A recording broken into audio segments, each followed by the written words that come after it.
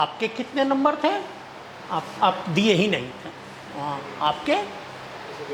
हाँ हाँ, पेपर 1 में इस साल जो अभी जो पेपर था उसमें आराम से 150 नंबर लाया जा सकता था, आराम से। ठीक, पूरा अटेम्प्ट करके। अब पेपर 1 जो है, अब आजकल जो है आपका जो है वो जैसे जैसे हम यूपीएससी को ब्लेम कर नहीं सकते या कोई भी यूनिवर्सिटी को हम ब्लेम कर नहीं सकते कि पेपर हमारे अकॉर्डिंग बनाओ, ठीक, कि यूपीएससी ऐसा पेपर क्यों बना दिया, ये तो कोई जवाब ही नहीं है ना, ये स्टूडेंट का ही नहीं सकते। ठीक, पेपर बनाना कंप्लीटली जो है यूनिवर्सिटी और इसका राइट है। हमको याद हो तो डीयू का हमारे ख्याल से अच्छे से हमको याद हो तो 93 या 94 का ईयर था, 94 था, क्योंकि 93 से 90 ये रहा था हमारा बीएससी 93 से 97, ठीक, 96 पास आउट। तो हमारे ख्याल से हमारा तो ऑनर्स था, वो सब्सिडरी वाला। डीयू में एक कोर्स इंट्रोड्यूस हुआ था, थोड़े समय के लिए चला था, जिसको बीएससी इंटीग्रेटेड कहते थे। उसमें सब्सिडरी केवल हट गया था, सब कंपलसरी हो गया था। ये हमारे ख्याल से 994 की बात है, 994 वाले बैच से। और उसमें क्या हुआ था कि पेपर इतना टफ बना था कि कई कॉलेजेज में जो है सेकेंड ईयर ख़त्म हो गए थे, सेकेंड ईयर बचा ही नहीं, सारे के सारे बच्चे फेल कर गए थे। तो अब यूनिवर्सिटी को आप ब्लेम नहीं कर सकते। हम ही लोगों के समय में 93 में जो ऐसा था कि खासकर इनऑर्गेनिक का पेपर, इनऑर्गेनिक पेपर 1, कुछ लोग कहते थे कि वो जीएस मंकू साहब बनाए थे, हंसराज में प्रोफेसर थे, बट हमारे पास कोई अथॉरिटी नहीं है ये बताने का कि उन्हीं का पेपर था। आधे से ज़्यादा बच्चा इनऑर्गेनिक में फेल कर गए थे, आधे से ज़्यादा। हमको खुद 33 नंबर आया था 50 में, तो ये तो कम था, 33 आया था, कम था। अब फिजिकल में 47 था। तो ये है कि होता है, तो ये यूनिवर्सिटी का अपना राइट होता है, पेपर पे हम क्वेश्चन नहीं कर सकते। हाँ, अकॉर्डिंगली हम अपना तैयारी बदल सकते हैं, ठीक। और जो स्ट्रेटेजी होता है, अब मार्क्स आप ये तो नहीं कह सकते ना 5-5 नंबर का क्यों पूछा, आप 5-5 में जवाब भी तो वैसा ही दीजिए ना। हम तो पूछ ही रहे हैं, हम आपसे सिर्फ नाम पूछे और आप जो है वो अपने पिताजी, गांव के दादाजी सबका नाम बता दे, तो ये तो आपकी गलती है ना। हम आपसे पूछे व्हाट इज योर नेम, हम ये थोड़े ही बोले गिव योर इंट्रोडक्शन, ठीक। तो आप उसी अनुसार चलिए और पैटर्न को भी समझिए। तो पेपर 1 में जो है वो आपका एक बात तो तय है कि सारे यूनिट से आता है, सारे यूनिट क्या, सारे टॉपिक से आता है, इक्वली 100 नंबर, कभी कभी ऊपर नीचे हो जाता है, ठीक। अब टॉपिक में भी जो है वो स्पेसिफिक रीजन से आता है। आप जो है वो कह देते हैं केमिस्ट्री का सिलेबस इतना बड़ा है, सोशियोलॉजी का छोटा है, वो आप कह नहीं सकते। वो जो है कंटेंट ऑलमोस्ट वो उतना ही होता है, कोई क्लोज्ड होता है, कोई ओपन होता है, ठीक। अब आपका जो है वो यूनिट 1 में एटॉमिक स्ट्रक्चर है, एटॉमिक स्ट्रक्चर। अब आप एटॉमिक स्ट्रक्चर में ले लीजिए, तो आपको क्या करना होगा, एटॉमिक स्ट्रक्चर, एक एटॉमिक स्ट्रक्चर आपको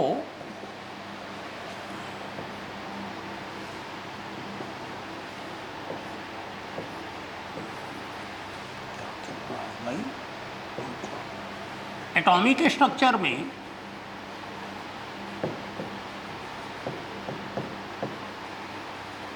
अब आप टोटल जो 72 दिन बचा हुआ है, जो 11 अगस्त तक हम जोड़े हैं, 10 अगस्त तक, मतलब वही 10 तक हम ले लिए हैं, ठीक। 72 दिन टोटल है, 72, ठीक। अब 72 डेज में अगर आप पढ़ना शुरू कर दीजिएगा फिर से वही चीज़, वही बोर्स मॉडल, वही पीए, तो फिर वो 72 दिन आपका बर्बाद ही हो जाएगा। अब तो आप यूपीएससी को फिर से ब्लेम मत करिए कि टाइम कम कर दिया, वो तो सबके लिए है ना भाई, वो तो सबके लिए है। आप अपना मॉडिफाई तो उसी अनुसार करिएगा ना प्रिपरेशन को। अब आप पहले से क्या किए थे, तो पहले से जो किए थे अब उसमें आपको रिफाइनमेंट केवल करना है। एटॉमिक स्ट्रक्चर पे पढ़िए मत, 72 दिन केवल पेज भरिए, ठीक। इसमें सिर्फ आप देख लीजिए तो HUP करिए, हाइजेनबर्ग अनसर्टेनिटी प्रिंसिपल, ठीक। इसमें करिए आप Heisenberg uncertainty principle, PIB 1D, बस PIB 1D। अब उसमें फिर से आपको डेरिवेशन अगर फिर से आपको करना पड़ रहा है कि डेरिवेशन का एक बार रिवीजन करने, तो आप फिर इस साल का मेंस छोड़ दीजिए। ब्लंटली हम बोल रहे हैं कि इस साल का मेंस छोड़ दीजिए। जब आपको उसका डेरिवेशन ही नहीं याद है तो आप काहे के लिए मेंस देने के लिए जा रहे हैं। अब आप उस पर प्रैक्टिस करिए, energy calculation, transition energy calculation, terms like de Broglie wavelength in a particular state, D wavelength of transition, ये दोनों में फ़र्क है। एक जो है ऐसे है, उसमें फॉर्मूला अलग है, ठीक, और एक आपका ऐसे है जो कि एनर्जी चेंज से कैलकुलेशन है, तो ये है, ठीक। फिर आप करिए H एटम। अब H एटम में लंबा डेरिवेशन है, डेरिवेशन आप पढ़ के क्या कर लीजिएगा, आज तक आया है, हाँ आज तक आया है, 90 से तो हम ही को नॉलेज है, ठीक। 90 से हम भी 10 ईयर सॉल्व किए थे ना भाई अपने समय में, तो 90 से तो पेपर हमारे पास है, ठीक।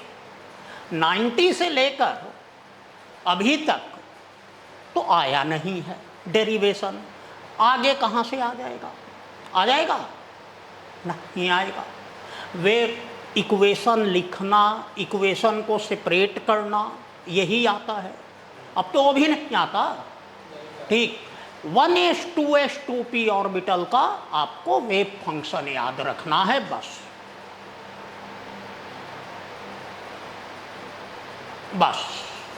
उससे probability calculation, expectation value calculation, ठीक, बस यही आपका एटॉमिक स्ट्रक्चर है। अब आप बताइए कि इसको, ये तीनों को पढ़ के उसके बाद 2010 से लेके 2025 तक का पेपर करिए।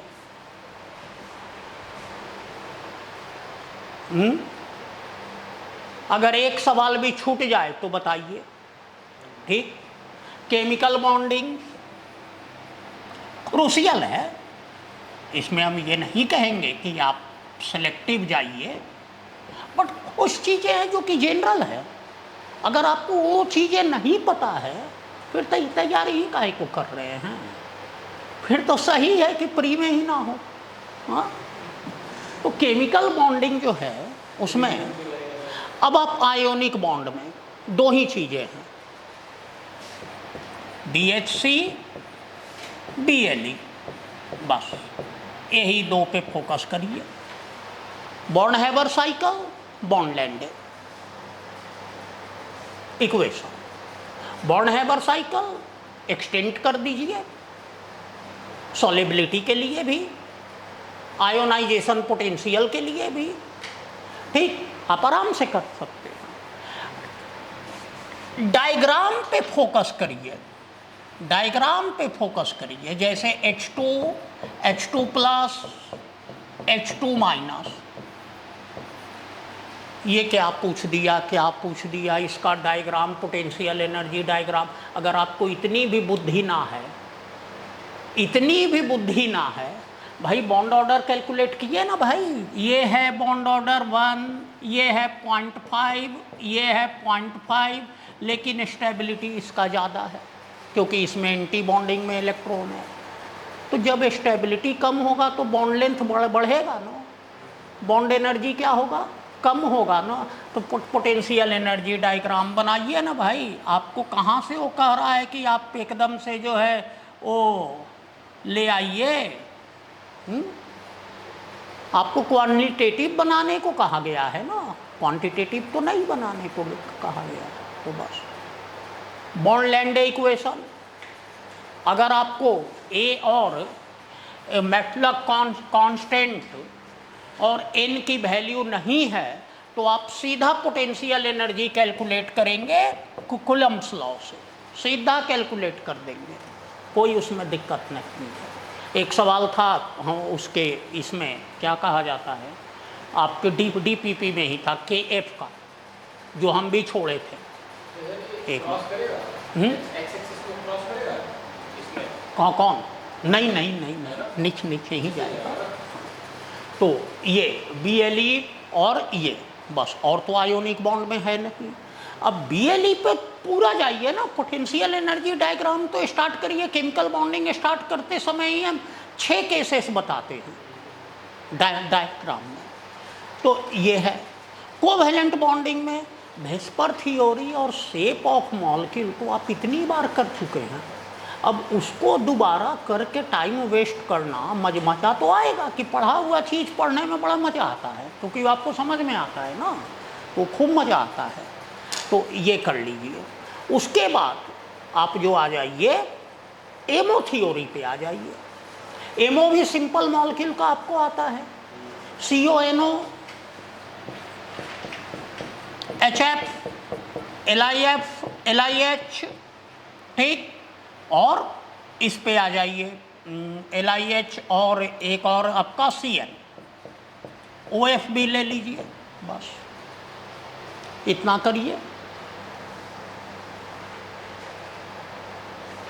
यही आपका केमिकल बॉन्डिंग है। Metallic bonding, semiconductor, N and P type, ठीक, बैंड थ्योरी, बस ये आपका केमिकल बॉन्डिंग है। अब आप इसको 3 घंटे में करेंगे कि नहीं? हो जाएगा, पढ़ा हुआ है ना भाई, पढ़ा हुआ है। लिक्विड स्टेट पे आ जाइए, छोटे टॉपिक को छोड़िए बात। लिक्विड स्टेट बहुत छोटा टॉपिक है, न्यूमेरिकल पे फोकस करिए, न्यूमेरिकल आराम से। इसमें भी वेपर प्रेशर इतनी बार आप किए हैं, फेज इक्विलिब्रियम में किए हैं, कहाँ कहाँ नहीं किए हैं। क्लॉसियस क्लैपिरॉन इक्वेशन, कहाँ पे इसमें फंसते हैं। सरफेस टेंशन, सरफेस टेंशन का पूरा कर लीजिए। सरफेस टेंशन जो हम करवाए हैं वो तो कर ही लीजिए, ठीक। सरफेस टेंशन की कुछ चीज़ें 12th के बुक से भी देख लीजिए, ठीक। खासकर HC वर्मा से देख लीजिए, IIT JEE वाला HC वर्मा से। ये आपको केमिस्ट्री में नहीं मिलेगा, फिजिक्स में मिलेगा। HC वर्मा फिजिक्स के प्रोफेसर हैं, आप जानते होंगे। सॉलिड स्टेट, इसमें क्या कुछ करने का जरूरत है आपको?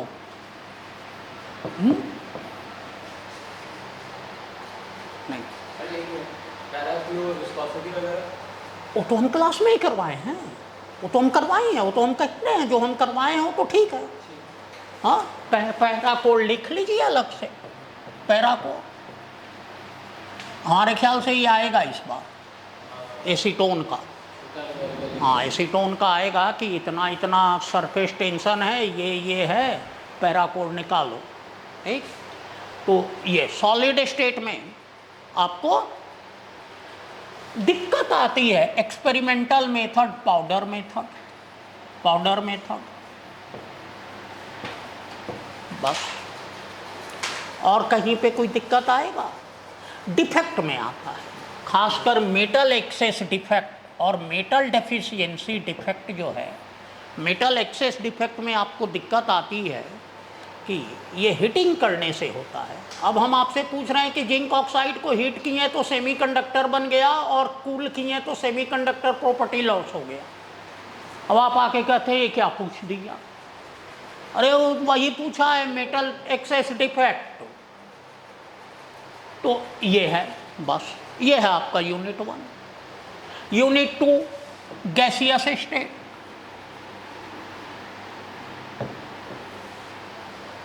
दिक्कत होने की संभावना ही कम है, बहुत कम है, कोई दिक्कत की बात नहीं है। सिर्फ आपको दिक्कत कहाँ पे आएगा? हाँ, थर्मल कंडक्टिविटी पढ़ लीजिए, इलेक्ट्रिकल कंडक्टिविटी, इन दोनों का फॉर्मूला याद रख लीजिए केएल कपूर से। हाँ, कोई दिक्कत नहीं है। फोर्थ है थर्मोडायनेमिक्स, बहुत दिक्कत है, बहुत दिक्कत है। हाँ, थर्मोडायनेमिक्स आपके अनुसार। अब इसमें फर्स्ट लॉ करिए numerical, first law up to Carnot cycle, numerical, numerical.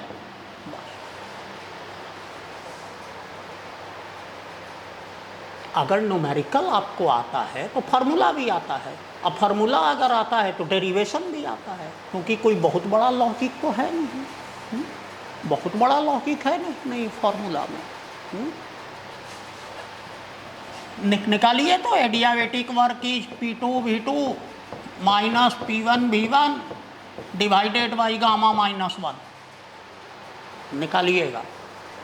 ठीक, नाउ उसके बाद आप आ जाइए, उसके बाद आपको कहीं दिक्कत नहीं होगा, सिर्फ कहाँ होगा? क्लॉसेस इनइक्वालिटी, क्लॉसेस इनइक्वालिटी याद कर लीजिए, याद कर लीजिए, याद कर लीजिए बस, इसमें तो और कुछ है नहीं। बाकी तो शायद क्लॉसेस भी ना समझे होंगे तो ये है। ठीक, सेकेंड लॉ ऑफ थर्मोडायनेमिक्स में बाकी इंट्रॉपी कैलकुलेशन में कहीं आपको कोई दिक्कत नहीं होगा। सिर्फ एक चीज़ याद रखिएगा कि रिवर्सिबल इरिवर्सिबल के लिए बराबर होता है। कहाँ पे दिक्कत होगा? कैलोरीमेट्री में, जहाँ हीट लॉस हीट गेन हो रहा है, हीट का एक्सचेंज हो रहा है, heat gain by one body is equal to heat loss by other body, heat transfer formula देख लीजिए। एक उसके बाद आपको दिक्कत कहीं नहीं होगा, है कहीं दिक्कत? उस सबका डेरिवेशन एक बार देख लीजिए, आता है, ठीक, आता है, आ सकता है। ठीक, तो डेरिवेशन है वो तो इजी है, तो आप पढ़े ही हैं, वो तो बल्क है, वो अगर आ जाए तो कोई दिक्कत ही नहीं है आपको। ठीक, ये है पार्शियल मोलर प्रॉपर्टीज। ठीक, उसके बाद आपका थर्मोकेमिस्ट्री में बॉन्ड इंथैल्पी डाटा, बस। फेज इक्विलिब्रिया, फेज डायग्राम, आपको दिक्कत होती है नंबर ऑफ कंपोनेंट में, नंबर ऑफ कंपोनेंट में,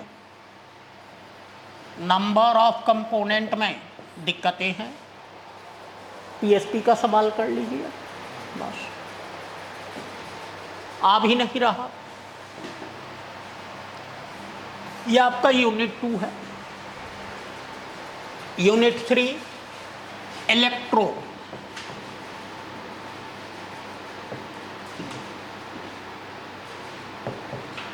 न्यूमेरिकल प्रैक्टिस करिए, न्यूमेरिकल प्रैक्टिस करिए। होने के बाद भी, न्यूमेरिकल होने के बाद भी गलत हो जाता है। यूनिट कन्वर्जन, कंडक्टेंस में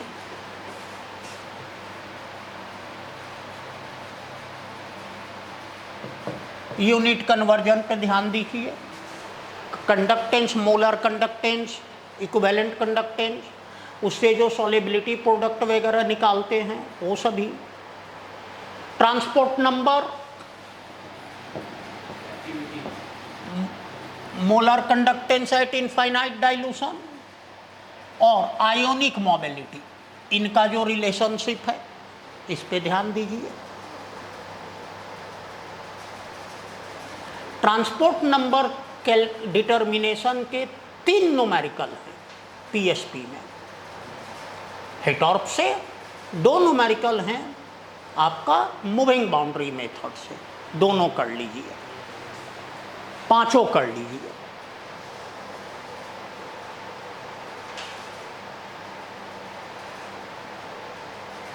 इलेक्ट्रोकेमिकल सेल और ईएमएफ में तो हम समझते हैं कि कोई दिक्कत नहीं होगी, सिर्फ प्रैक्टिस। सर ये जो रेट ऑफ मेथड वाले पे जो डायग्राम बनाते हैं ये तीन बार डिवाइड, तीन में इलेक्ट्रोड पे डिवाइड करके, ये सब हुई है अभी आया है, ना? लास्ट आया है 2005 में, उसके बाद में देख लिया आगे डिवाइड 90 से लेकर पेपर में 2005 में केवल है। प्रॉपर ढंग से बनाओ। हाँ हाँ हाँ, डिस्कस हिट आउट मेथड, ठीक। तो ये है आपका ईएमएफ में कोई दिक्कत नहीं होगा। कहाँ पे दिक्कत होगा? Debye Huckel Onsager theory जरूर पढ़ लीजिए, क्योंकि उसमें आपको आएगा what are the forces acting on charge particle moving in the solution. तो दो फोर्सेस हैं, एसिमेट्रिक, इलेक्ट्रोफोरेटिक, ठीक, ये दोनों। तो इसको एक बार ध्यान में रखिए, ठीक। एक्टिविटी कोफिशिएंट, आयोनिक स्ट्रेंथ, ये सब छोटी छोटी चीज़ें जो है ना, जिनको हम छोड़ ही देते हैं और वही आता है। हाँ हाँ, ठीक। उसके बाद आपका आ जाता है एक्सपेरिमेंटल मेथड, पोलैरोग्राफी, एम्पेरोमेट्री। पोलैरोग्राफी में केवल बेसिक प्रिंसिपल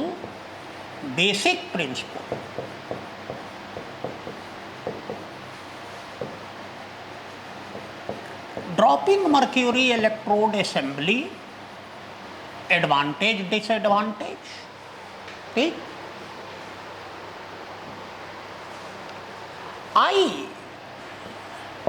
आईडी ई हाफ पोलैरोग्राम पे, ठीक। फिर आपका एम्पेरोमेट्रिक टाइट्रेशन कर्व,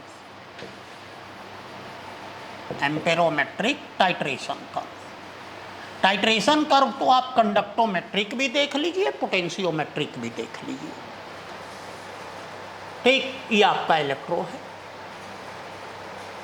तो इसमें ये जो होता है liquid engine potential, over potential, कौन? हाँ भी याद है, इसमें न्यूमेरिकल वगैरह ये आ गया। इससे न्यूमेरिकल आ सकता है, आईडी से। जैसे लिक्विड एंजिन पोटेंशियल में होता है ना T माइनस ट्रांसपोर्ट नंबर के टर्म में, वो तो कंसंट्रेशन से, वो तो ईएमएफ में ही हो गया। नहीं बट ऐसे उसके डेरिवेशंस आते हैं, बहुत बड़ा नंबर डेरिवेशन आता है कंसंट्रेशन सेल एक तो विथ और विदाउट। हाँ कटायन वाला हाँ, एनायन वाला ही। AgCl वाला, हाँ, कौन? HCl वाला, HCl वाला ना। ये आपका है पोटेंशियोमेट्रिक का। ये over potential,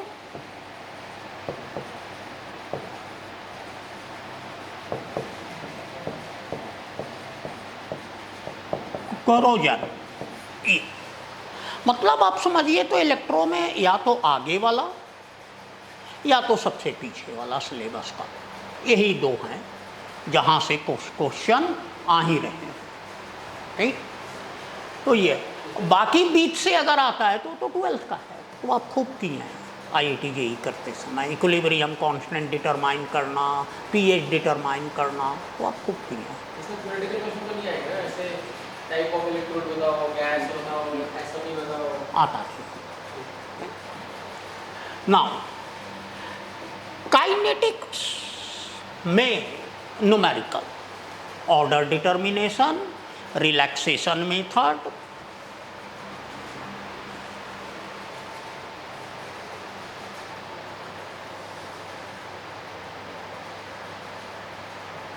order determination, relaxation method,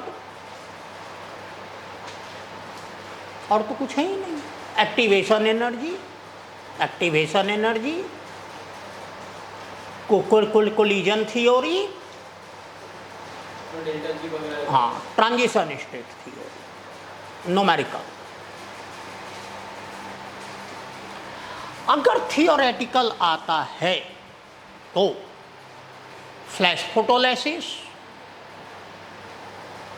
PSP से पढ़ लीजिएगा, छोटा सा है, ना पढ़ पाए N+1 N+2 लिख के आ जाइएगा, ठीक। Flash photolysis second, stop flow method, दोनों हैं उसमें।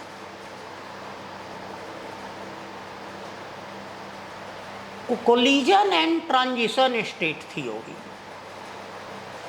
जितना भी हम करवाए हैं, हम सब कुछ करवाए हैं कि मेरिट डिमेरिट कंपैरिजन, ये सारा क्वेश्चन को आइडेंटिफाई करिएगा कि कह क्या रहा है, कौन से चीज़ को हमको कंपेयर करना है। ठीक, इस बात को ध्यान में रखिएगा।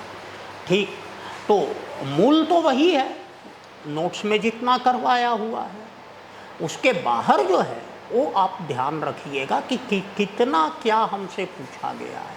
Like what are the demerit of collision theory, how transition state theory overcome that.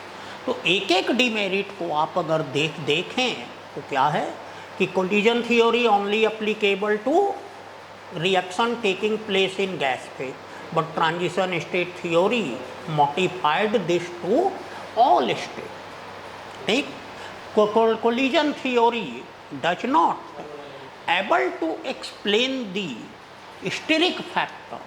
ये collision theory introduces steric factor but unable to explain this. ठीक, transition state theory explain this in the terms of entropy of activation. वहाँ पे ये भी डाल दीजिए कि polymerisation और नॉर्मल रिएक्शन एक्टिवेशन एनर्जी बराबर होते हुए भी नॉर्मल रिएक्शन का रेट हाई होता है। ठीक, बात clear. Transition state collision theory only explain the Arrhenius behaviour of reaction, that is temperature dependent, but transition state theory explain the pressure dependent as well as medium ionic strength of the medium also. तो ये सारी चीज़ें, what is collision theory and how it can change by assuming the real behavior of gas. हम लोग जो भी collision theory derive किए हैं उसमें जो हम नंबर ऑफ कोलिजन लिए हैं ZAB, वो आइडियल्स का लिए हैं। ठीक, अब अगर इस डेविएशन, इसलिए डेविएशन तो आता ही है, इस डेविएशन को ओवरकम करने के लिए हम अगर रियल बिहेवियर ने वैन डर वाल बिहेवियर, तब हमारा जो है मॉडिफिकेशन हो जाएगा। क्यों मॉडिफिकेशन होगा? एक तो डी एवरेज बढ़ जाएगा, डी एवरेज जो है वो बढ़ेगा, क्योंकि हम तो फुल्ली कंप्रेस्ड मॉडल लिए हैं, but gas are not completely compressed. B factor आ जाएगा इसमें। ठीक, there is no interaction among the gas molecule, but interaction तो है। तो वो सारी चीज़ों को भी इंक्लूड करेंगे तो जो है वो number of collision per unit time per unit area कम हो जाएगा। ठीक, तो ये और हमारा इक्वेशन जो है फिर एक्यूरेट आ जाएगा। ठीक, तो ये सारी चीज़ें आपको नहीं थियोरेटिकली आप हाँ हाँ बिल्कुल थियोरेटिकली आपको एक्सप्लेन करना है, एक एक टर्म जो हम लिए हैं उसको। ठीक ना, तो काइनेटिक्स में हम नहीं समझते कि इससे ज़्यादा कुछ करने की ज़रूरत है, जो अभी या ये न्यूमेरिकल प्रैक्टिस करिए। ठीक, फिर आपका आ जाता है सरफेस केमिस्ट्री, फोटो केमिस्ट्री। ये दोनों टॉपिक ऐसे हैं जिनमें कि कोई प्रॉब्लम हो ही नहीं सकता, हो सकता है नहीं, लिमिटेड है। ठीक ना, अब आपका इनऑर्गेनिक का पार्ट आ जाता है। इसका सबसे बड़ा पार्ट कोऑर्डिनेशन है, वो पार्ट जो आप 12th से करते आ रहे हैं। तो कोऑर्डिनेशन में IUPAC नोमेनक्लेचर अच्छे से कर लीजिए।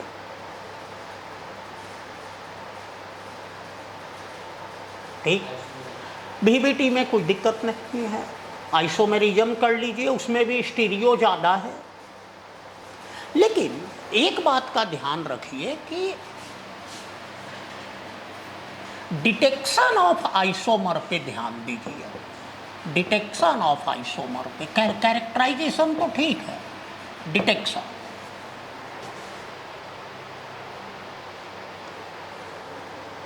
सीएफटी, सीएफटी आपको आता है splitting diagram, quantitative, quantitative coordination number 6 और 4 के लिए स्क्वायर प्लेनर, क्वालिटेटिव बाकी सबका हम दे दिए हैं, 2 से लेके 7 तक 8 तक दे दिए हैं, 2 से 8 तक दे दिए हैं क्वालिटेटिव। ठीक, तो आपको ये हाँ बस डायग्राम बनाना है, डेल्टा ओ नहीं बताना। ठीक, कौन बैरी सेंटर के ऊपर होगा, कौन नीचे होगा, बस ये। अब देखिए सीएफटी के एप्लीकेशन में आपको कहीं कोई प्रॉब्लम नहीं होगा, 2 ही जगह प्रॉब्लम होगा। एक जगह Jahn Teller effect, Jahn Teller effect पे होगा प्रॉब्लम, होना भी चाहिए, होना भी चाहिए। ठीक, जॉन टेलर इफेक्ट अच्छे से कर लीजिए। ठीक, और कहाँ पे दिक्कत होता है, और कहाँ होता है, कलर ऑफ कंपाउंड पे, उस पर भी ध्यान दीजिएगा। ठीक, CFT,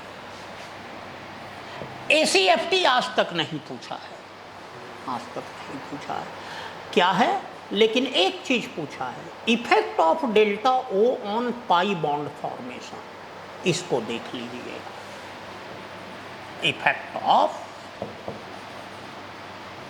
effect on delta O due to pi bond, effect on delta O due to pi bond, donor acceptor, ये उसी अनुसार से electrochemical series.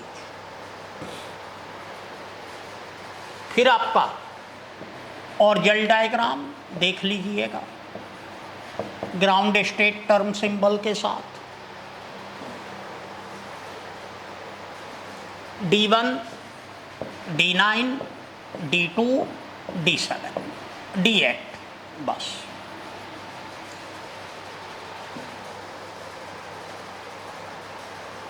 Stability of complex, chelate effect, chelate effect,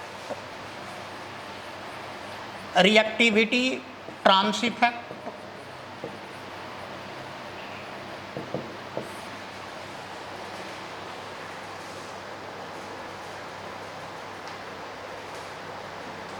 OMC,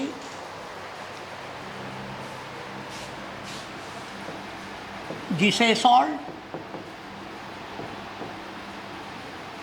ferrocene structure, ये 2 का, carbonyl structure and bonding, जो हम synergetic वगैरह सब बताए हैं, जो रिएक्शन करवाए हैं उसको देख लीजिएगा। ठीक, characterization, IR spectra, IR band variation, बस काफ़ी है। Oxidative addition reaction, insertion reaction,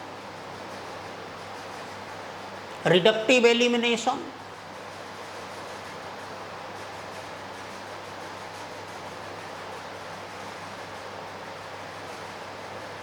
lanthanide contraction,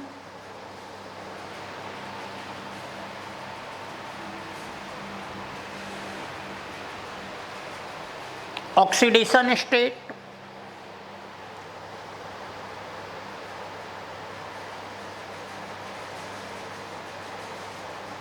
magnetic property, spectral property, बस जो वही 7-8 पेज हैं, 10 पेज, उसको कट कर लीजिए।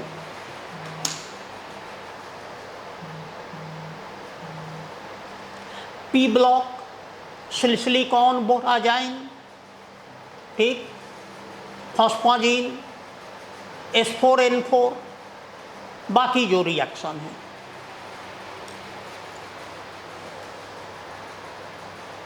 बायो इनऑर्गेनिक में सोडियम पोटेशियम पंप इस बार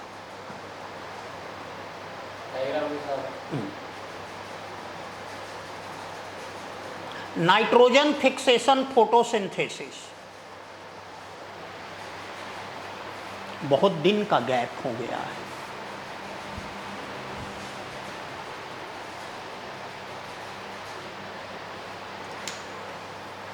ठीक, बाकी जो चालू चीजें हैं, साइटोक्रोम, आयरन का रोल, वो तो रहेगा ही रहेगा। ठीक, नाउ थियोरेटिकल एक चीज याद रखिए कि फार्मूला ना हो तो 2 दिन में खुद ही कलेक्ट कर लीजिए, फार्मूला सबका याद होना चाहिए। ठीक, फार्मूला जितने भी फिजिकल में हैं वो सब याद रखिए। ठीक, फिर सेकेंड जो डेरिवेशन पार्ट आता है उसमें PIB 1D बॉक्स,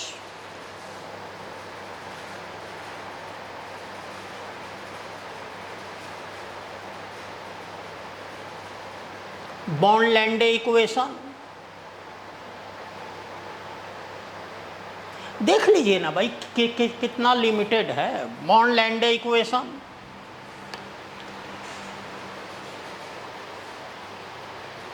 ठीक, फिर आपका आ गया, ये आपको ये दोनों आता हो, अभी कर दें, अभी कटोगे कि नहीं। बॉन्ड-लैंडे इक्वेशन, सॉलिड स्टेट में कोई डेरिवेशन नहीं है कोई नहीं।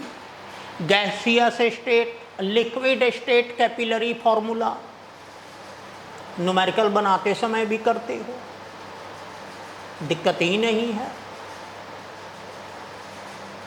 Gaseous state, TC, PC, VC, virial equation, यही 2 हैं। बाकी सब फॉर्मूला, कोलिजन वगैरह सब केवल फॉर्मूला, एक नो डेरिवेशन। फिर आपका thermodynamics, CP minus CV,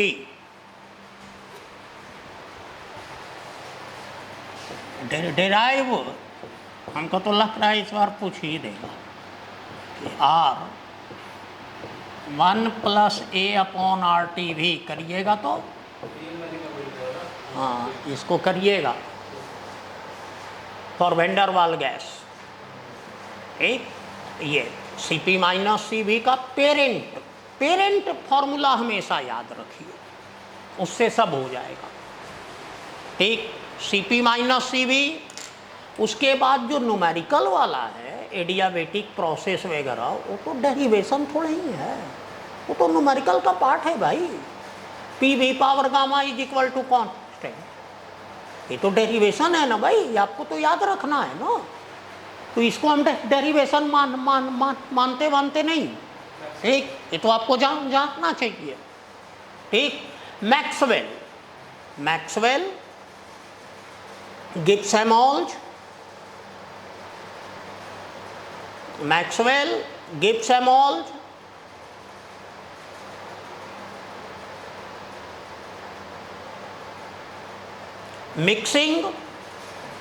mixing formula, thermodynamic excess function, phase में क्लॉसियस-क्लैपेरॉन इक्वेशन,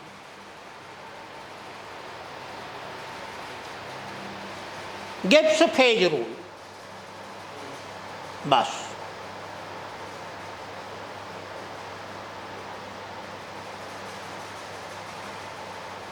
इलेक्ट्रो में कोई डेरिवेशन नहीं है, कोई नहीं। आप शुरू से अंत तक देखो, कोई है। कंसंट्रेशन सेल, हाँ, विदाउट एंड विथ ट्रांसफरेंस, इसमें है, आराम से है, करिए। फिर कहाँ पे है? पोलैरोग्राफी, हाफ वेव पोटेंशियल,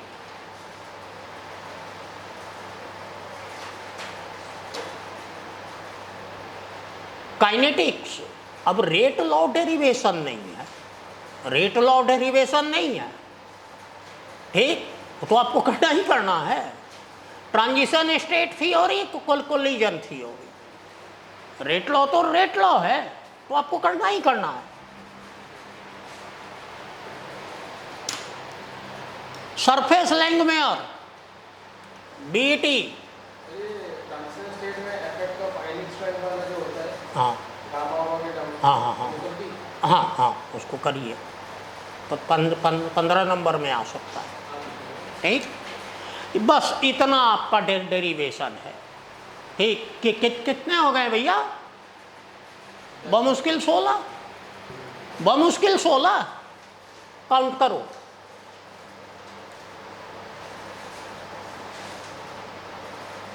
से भी कम होंगे, 14 ही होंगे।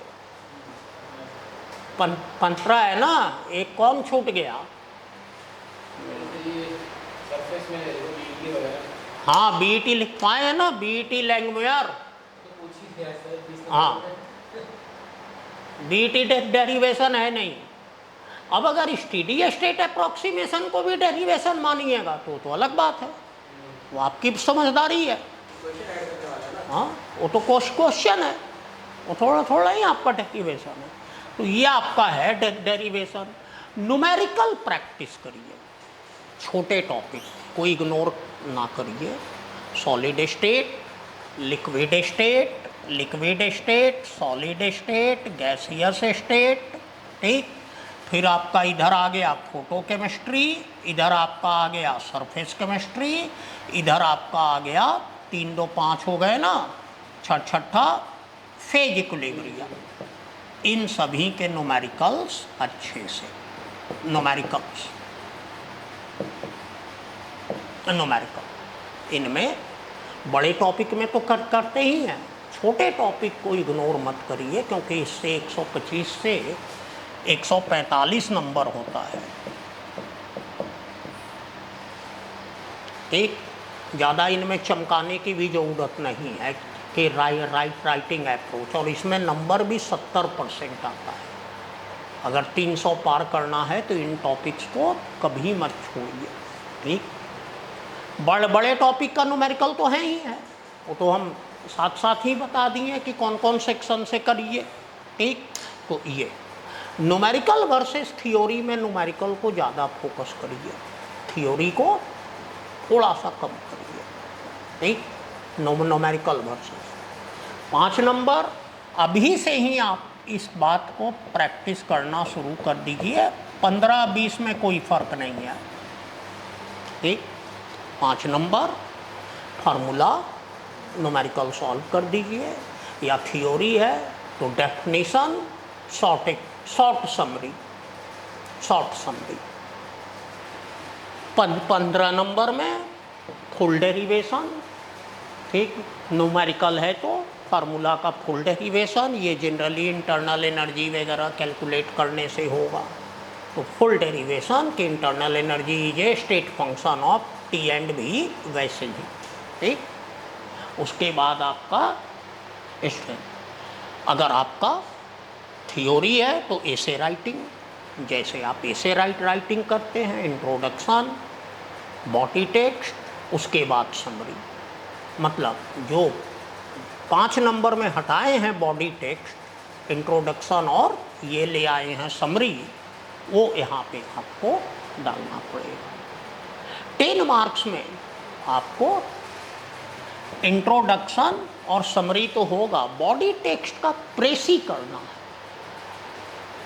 तब जो बॉडी टेक्स्ट आपको याद है उसका मेन पॉइंट देना है। 10 नंबर में अगर आप पॉइंट वाइज दे दें तो ज़्यादा अच्छा होगा। ठीक, कि ताकि आपको भी लगे कि टाइम कम लगा है और बॉडी टेक्स्ट आप आराम से दे सकते हैं। ठीक, ये आपका अप्रोच रहना चाहिए। पैनिक मत होइए, 5 नंबर में ज़्यादा से कम समय देने का ट्राई करिए, 15-20 नंबर में ज़्यादा से ज़्यादा समय देने का ट्राई करिए। ठीक, तो ये आपका पूरी तरह से जो है पेपर 1 में आप रखिए। ठीक, इसमें 72 दिन जो बचा है 72, वो आप ऐसे काम करिए, ठीक।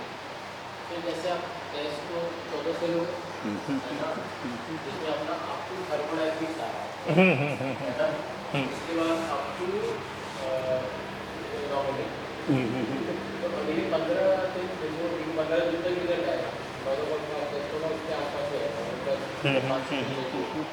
तब तक इकोनॉमिक को ख़त्म कर दीजिए, पेपर 2 को भी टच में निपटा दीजिए पेपर 1 को, ठीक। ये बाउंड्री रखते हुए तभी निपट पाएगा। तो मतलब आप पूरा एक साथ पहले पेपर 1 लो, फिर बाद में पेपर 2 लो, अल्टरनेट कुछ नहीं होगा। नहीं पेपर 1 के जब निपटा रहे हो तो साथ में कोई और जीएस का ले लो, एक तो आराम से चल लेगा। अब इसको देखिए, चाहे जो हो, हम इसको 3 पार्ट में बांट देते हैं, न्यूमेरिकल, ठीक, थ्योरी